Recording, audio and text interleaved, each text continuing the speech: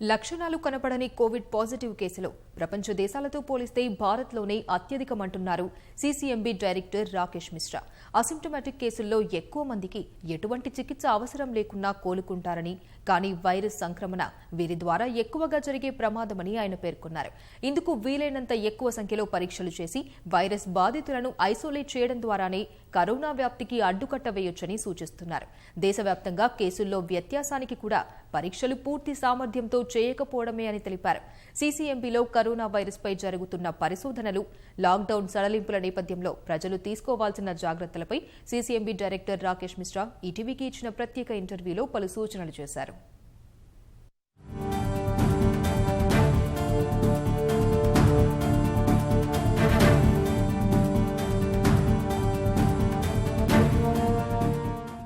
ఇటు రాష్ట్రంలోనూ అటు దేశంలోనూ కరోనా కేసుల సంఖ్య వేగంగా పెరుగుతోంది. ముఖ్యంగా రోజుకు 6,000 పైచిలుకు కేసులు దేశవ్యాప్తంగా నమోదవుతుండడం, మరో 2-3 నెలల్లో కరోనా ఉధృతి వేగంగా ఉంటుందనే అధ్యయనాలు కలవరపెడుతున్నాయి. ఈ నేపథ్యంలో కరోనా వ్యాప్తి మరియు కట్టడికి సంబంధించి మనతో మరిన్ని విషయాలు పంచుకునేందుకు సీసీఎంబీ డైరెక్టర్ రాకేష్ మిశ్రా గారు ఉన్నారు. Sir, hello sir. Sir, as you see, so number of cases all over the country increasing day by day. But if we observe, the spread of the virus all over the country is not alike. 87% of the cases within the 10 states only. So why it is? Because there are several reasons for that. The infection will depend upon whether infected people have gone nearby and they have spread the infection. More important than that is, you will know only if you test. If villages you don't test, you will not know. Maybe there is no case, maybe there is a case. So there are two factors: how much of travel, how much of social contacting, and how much of people coming from different places who carry the infection they have gone. And once they go, then it is person to person it spreads. So that is the reason. So it will not be uniform. So it is expected that big cities where there is a big traffic, metro trains, city buses, there the infection will be more, which is the case. But having said that, this also means that how much you are testing. This infection has a peculiarity that most of the cases are asymptomatic. So we will not know unless you go and test in a large scale how many people are infected. So that is one other major issue. We don't know exactly the correct number. Only when we test, we are saying that here are more people, there are more people. Other places, if they are not tested, they don't have symptoms, we do not know whether they are infections or not. Death rate may be even less because we are testing less. But those who fall sick, they will come to hospital, and those who die, they will be counted. We are assuming that the death count is correct, which is there every reason to believe that is correct. So which means that 3% we are saying based on the number of infection that we know and we have tested. If we test more, maybe there are large number of cases that are infected, but death will remain the same because that we are knowing the correct thing. So maybe death rate is less, which is a good thing because the virus is not that bad. In the sense it doesn't kill so many people, although it infects very large number. So in that large number, significant proportion is asymptomatic. Those who are symptomatic, they get milder versions, and those who need hospital assistance, they recover most of the time. And 2-3% based on the current numbers are the people who have comorbidities, and that's how they succumb to it. So that is a good thing, but we have to keep that number small so that you can provide assistance to the people who need. If there is large number of people start going to hospital in one day, we'll have problems. Okay. If vaccination takes some more time, if the spread of the virus like this, so what would be the upcoming scenario within 2 to 3 months? There is no question of vaccine in next 2-3 months or even 6 months. It's very, very difficult. 3 months you can forget. There is no vaccine, no drug, nothing. We have to deal with the virus with whatever we know. The virus will come out when you are talking, when you are breathing, sneezing, coughing, and that will be floating around for some time, and that you inhale and it's a problem. So if you wear mask, you are taking care of this. And if the droplets of virus containing settle down on the surface, you touch that, it comes in a hand also. So you should make sure that you are not touching many things and you wash your hands properly. So this is something that we can do. What we can do also more effectively is that if we test large number, then we know that who are the people who are infected, keep them in isolation for 2 weeks, and then we can very drastically reduce the spread. Otherwise, asymptomatic people will keep spreading, we will keep wearing masks, we'll keep doing this, but this will continue to spread for quite some time. So it depends on how much we test and how well we isolate infected people. Depending on that, we are going to control the cases in coming months. Otherwise, in any case, in month or so, we are going to see many-fold increase in the cases. So situation is going to be worse. But one good thing is that it has given us, this lockdown has given us a time because of the slow rise of the infected numbers. So hospitals are better prepared, country is better prepared. So we'll probably not face the disaster which otherwise we would have faced if there was no lockdown and lots of people got infected very quickly. The lockdown prevents the local transmission of the virus. Oh yeah, absolutely. Lockdown is a very, very important thing. It's just that it is very inconvenient and socially it's not feasible. Economically, it's not feasible for a long time.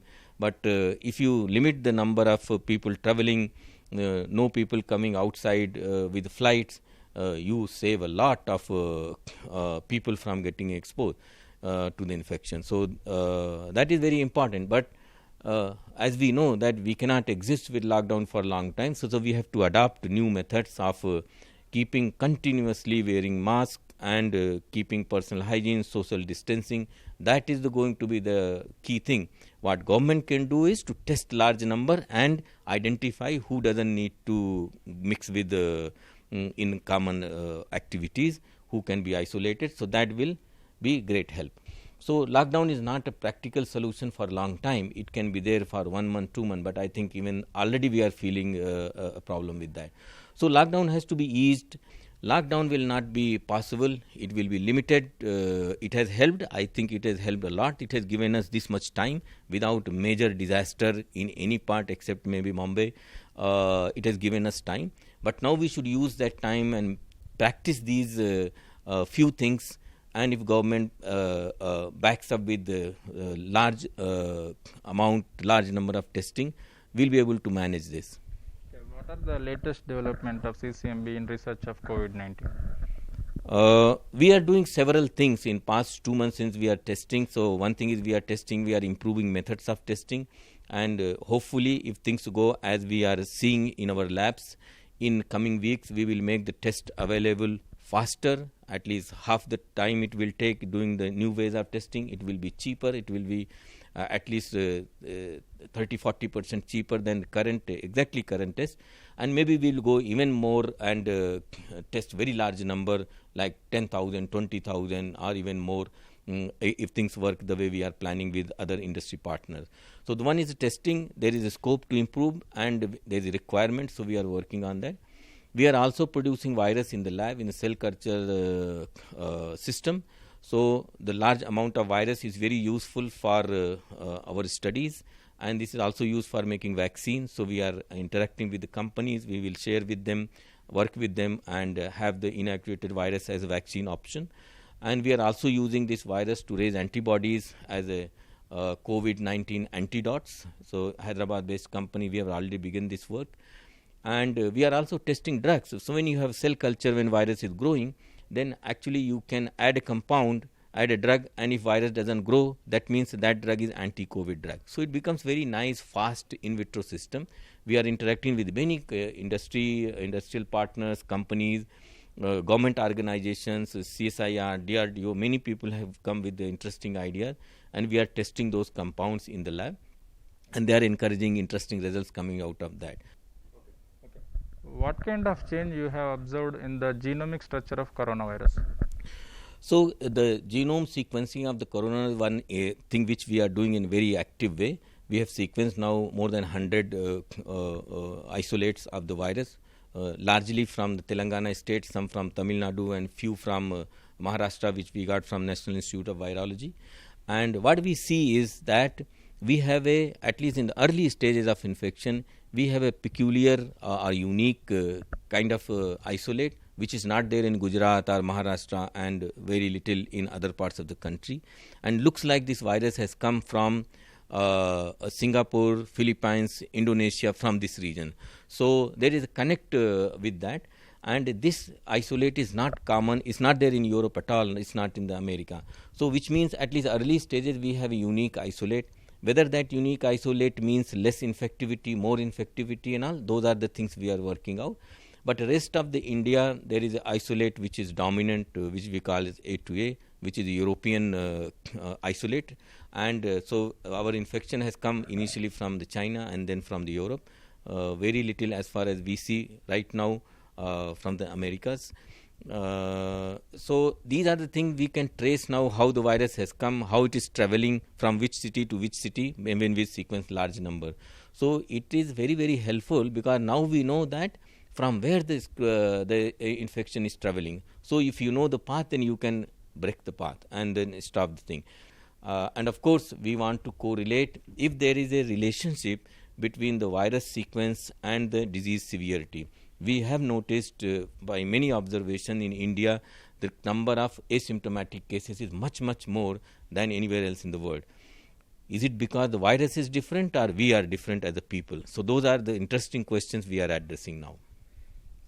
So is the asymptomatic people will recover without any treatment, or do they need any health assistance? Asymptomatic means there is no symptom at all. So unless you test, you will not even know. So there is no question of treatment for them. Even if you are tested, you are corona positive, but there is no symptom, you don't have to do anything. Just isolate yourself, you will recover. There is no reason to worry about that. That's what asymptomatic means. No treatment required. Okay, as per the study said that 80% of the people are asymptomatic and they don't need to go for a health treatment. The virus and the contamination only happens. So what do you feel, sir? Yes. That is exactly what it is. So up to 80% of the people who are asymptomatic, nothing will happen to them. They will become virus free after 2-3 weeks. But what they are doing is they are spreading the virus to others. So asymptomatic, we do not know whether your genes are responsible, or the environment is responsible, or the virus is responsible. But we know that susceptible people are the aged people or people with other health conditions. So large number of people who are young in India, average age is very low, and that's one of the reasons why we have so many asymptomatic people and less death rate.